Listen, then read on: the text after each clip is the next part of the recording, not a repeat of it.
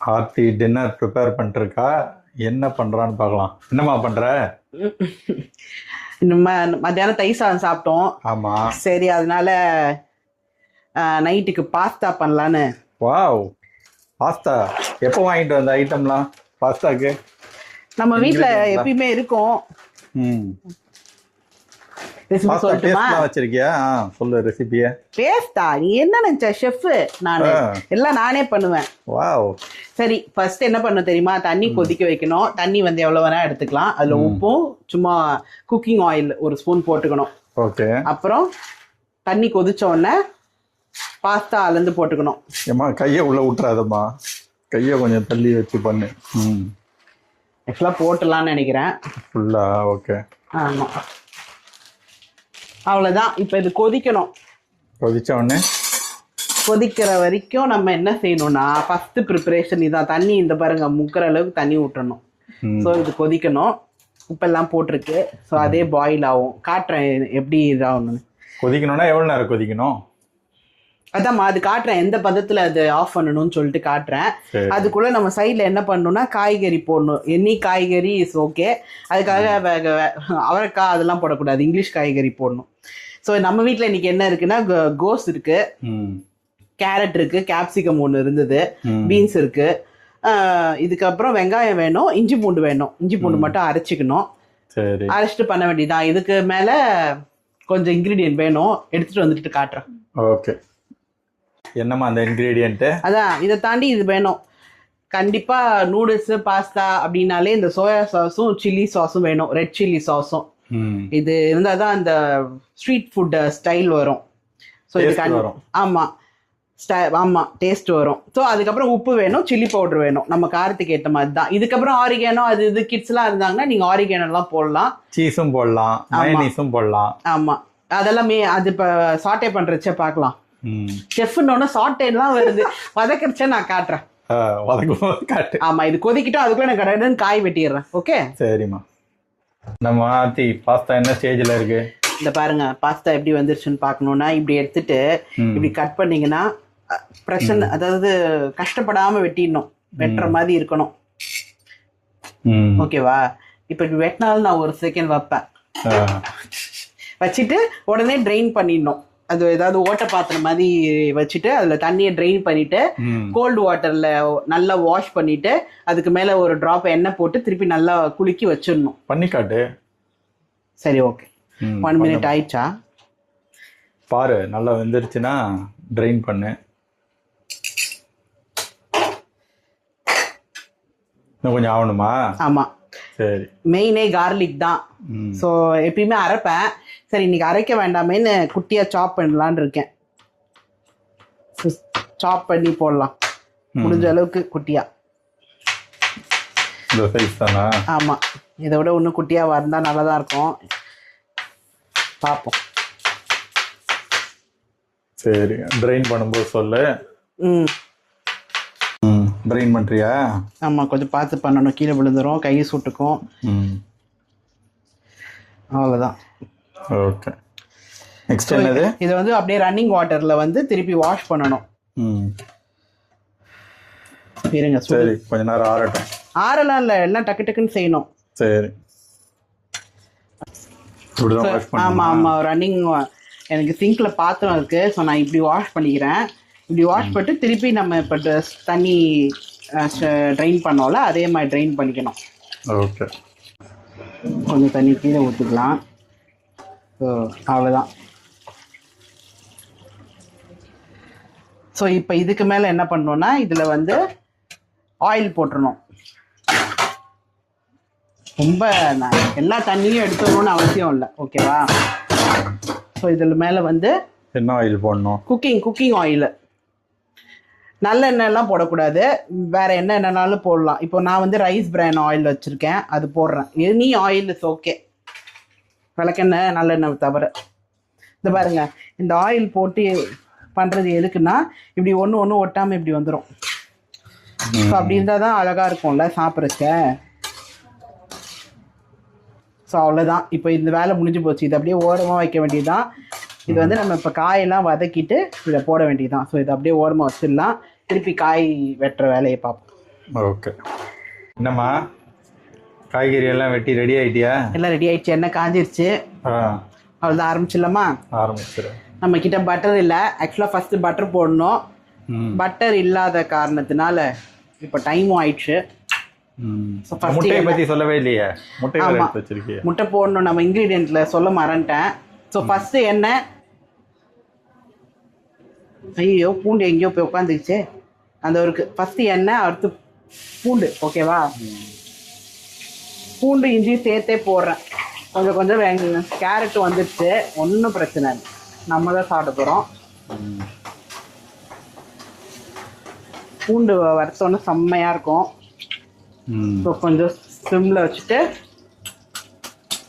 முட்டை நிறைய காய் இருக்கனால ஒரு 2 முட்டை போடுறேன், போதும். ஓகே. 2 அதிகம் தான் நினைக்கிறேன், போதும் ஒரு ஃப்ளேவருக்கு தான்.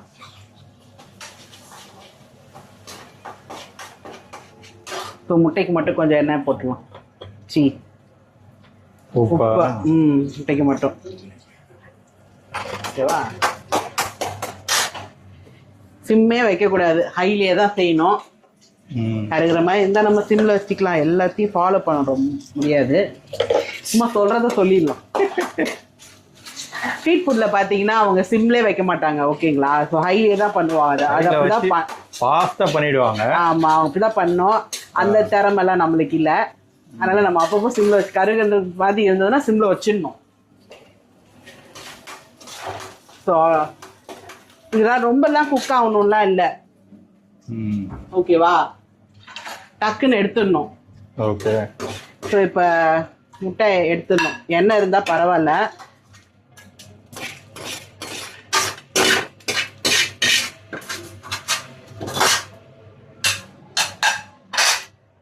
நெக்ஸ்ட் என்ன பண்ண போற? நெக்ஸ்ட் அவ்வளோதான், காய் வதக்கணும். காய் வதக்கிட்டா பாஸ்தாவில் போட்டு மிக்ஸ் பண்ணிடலாமா? ஆமாம், இந்தமாரி எல்லாமே வதக்கிங்ஸ் தான்.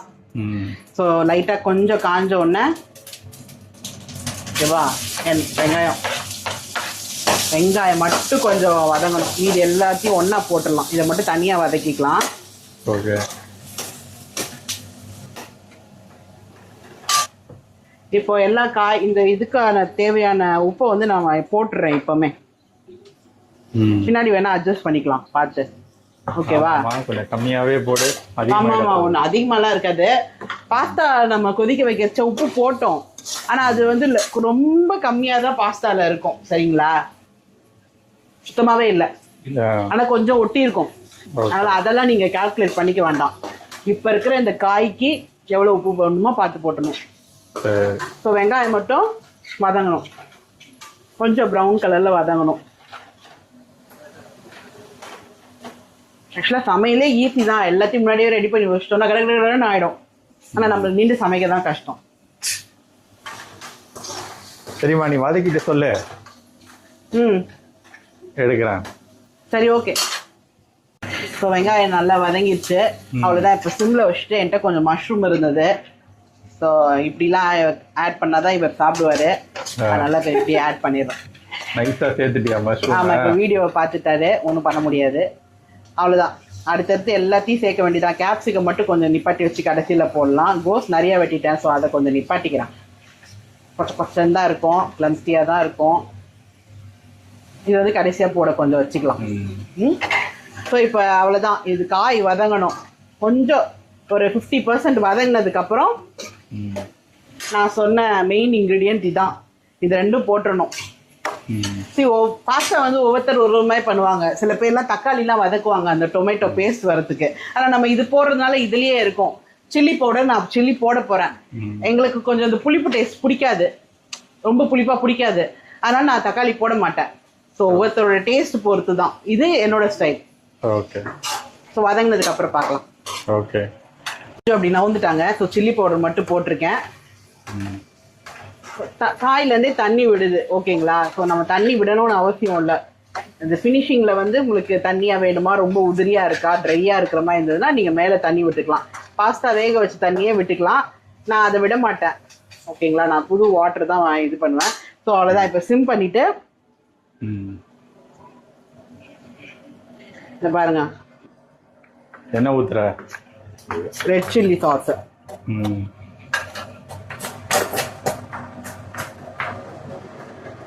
ஆ, ஒரு 1.5 ஸ்பூன் போதும். போதும். கொஞ்சம் காரம் இருக்கும். ம். இது சோயா சாஸ். சோயா சாஸ் ஒரு ஸ்பூன் வேணும். ஏன்னா நம்மளுக்கு காய் இருக்கு, ஒரு ஃபுல் பேக்கெட் பாஸ்தால, அதனால நம்மளுக்கு 1 ஸ்பூன் கண்டிப்பா சோயா சாஸ் வேணும். ம். அவ்வளோதான். இப்போ இது போட்டோன்னே இன்னும் கொஞ்சம் தண்ணி விடட்டும். ஹைலியே வைக்கிறேன். கொஞ்சம் தண்ணி விட்டோன்னே பாஸ்தா போட்டு மிக்ஸ் பண்ண வேண்டியதுதான். இதே கரெக்டா இருக்கும்னு நினைக்கிறேம்மா பாஸ்தாக்கு. இன்னும் சரி பண்றியா? ஆமாம்மா, சரியா இருக்கும். சில்லி பவுடர் போட்டிருக்கேன்ல, அதோட கொஞ்சம் அந்த பச்சை வாசனை போகணும். ஒரு 2 மினிட்ஸ் தண்ணி விடும். ஒன்றும் அடியெல்லாம் பிடிக்காது, ட்ரையா இருக்காது. ஒரு 2 மினிட்ஸ் ஆன உடனே பாஸ்தா போட்டு நான் காட்டுறேன். ஓகே. வதங்கிருச்சு. இங்க பாருங்க, கையால இப்படி எடுத்து எடுத்து போடணும். ம்.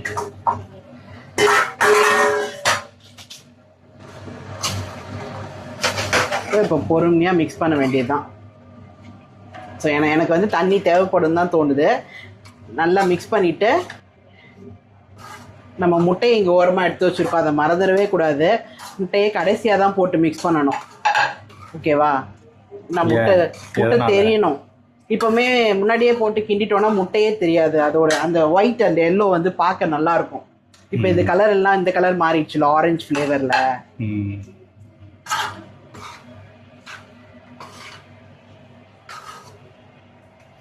ஸோ அவ்வளோதான். இப்போ கொஞ்சம் தண்ணி மட்டும் தெளிச்சுட்டு உப்பெல்லாம் பார்த்துட்டு முட்டையை போட்டு இறக்க வேண்டியதுதான். சூப்பர்மா. முட்டையெல்லாம் போட்டு ஆற்றி பிளேட்டையும் ரெடி பண்ணிட்டா, இப்போ சாப்பிட்டு பார்த்து டேஸ்ட் பண்ணுறது மட்டும்தான் பாக்கி. டேஸ்ட் பண்ணிட்டு எப்படி இருக்குன்னு சொல்கிறேம்மா. ஓகே. என்னம்மா எப்படி இருக்கு? பாஸ்தா நல்லா இருக்குமா. ஆரிகானா மட்டும்தான் மிஸ்ஸிங்கு. அதை போட்டிருந்தா நல்லாவே இருந்துருக்கும். ஆமாம், எனக்கு தெரியும். நம்ம பீஸா ஆர்டர் பண்ணுறச்சா அவன் கொஞ்சம் ஓசியில் வரும், அதை எடுத்து வச்சுருப்பேன். அது எப்பயுமே போடுவேன். அது நல்லாயிருக்கும், என்ஹான்ஸ் பண்ணி கொடுக்கும் டேஸ்ட்டை. அது இல்லை, நம்ம ஊருக்கு போயிட்டோம்ல. ஸோ அது மட்டும் தான் மிஸ்ஸிங்கு. அது மேலே தூவி ஃபினிஷ் பண்ணியிருந்தா ஒன்றும் நல்லா தான் இருக்கும். சீஸ் மிஸ்ஸிங்கு, பட்டர் மிஸ்ஸிங்கு, அது ஒன்று தான். அதெல்லாம் வேண்டாம், நைட் டைம் அதெல்லாம் சாப்பிட்டா அது உங்களுக்கு பெருசாக தெரியல. சரி, என்ஜாய் பண்ணுங்க. ஓகே.